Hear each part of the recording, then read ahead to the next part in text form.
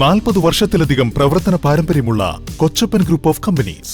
ചെറുതുരുത്തി, ചേലക്കര, പഴയന്നൂർ, ഓട്ടുപാറ തുടങ്ങിയ സ്ഥലങ്ങളിൽ ബ്രാഞ്ചുകൾ. തൃശൂർ ജില്ലയിലെ തന്നെ ഏറ്റവും വലിയ wholesale and retail shop Kochappan group of companies. Contact 9447 175 304.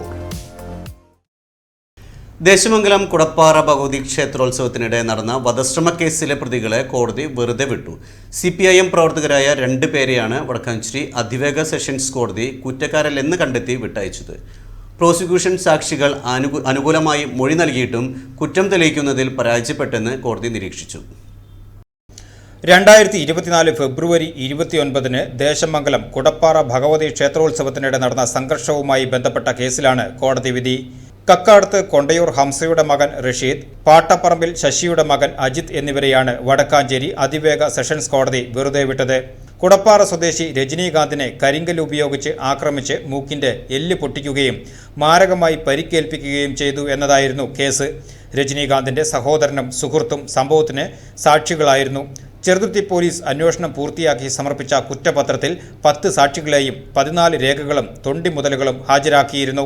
സാക്ഷികളെല്ലാം പ്രോസിക്യൂഷന് അനുകൂലമായി മൊഴി നൽകിയെങ്കിലും പ്രതികൾക്കെതിരായ കുറ്റം സംശയാതീതമായി തെളിയിക്കുവാൻ കഴിഞ്ഞില്ലെന്ന പ്രതിഭാഗം വാദം കോടതി അംഗീകരിക്കുകയായിരുന്നു.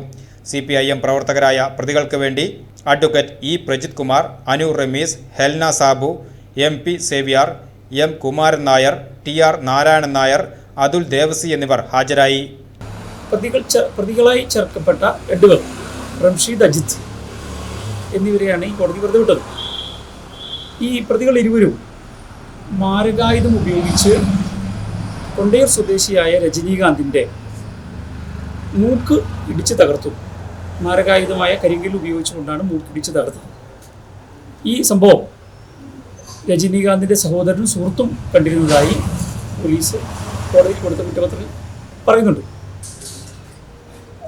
മാരകായുധം ഉപയോഗിച്ച് മൂക്ക് ഇടിച്ച് തകർത്ത് വധിക്കാൻ ശ്രമിച്ചു എന്നാണ് പോലീസ് കൊടുത്ത ചാർജിൽ വ്യക്തമാവുന്നത്. പ്രോസിക്യൂഷൻ്റെ ഭാഗത്തു നിന്ന് 10 സാക്ഷികളെയും 14 രേഖകളുമാണ് വിസ്തരിച്ചത്. ഒരു തൊണ്ടി മുതലും കോടതിയിൽ ഹാജരാക്കി.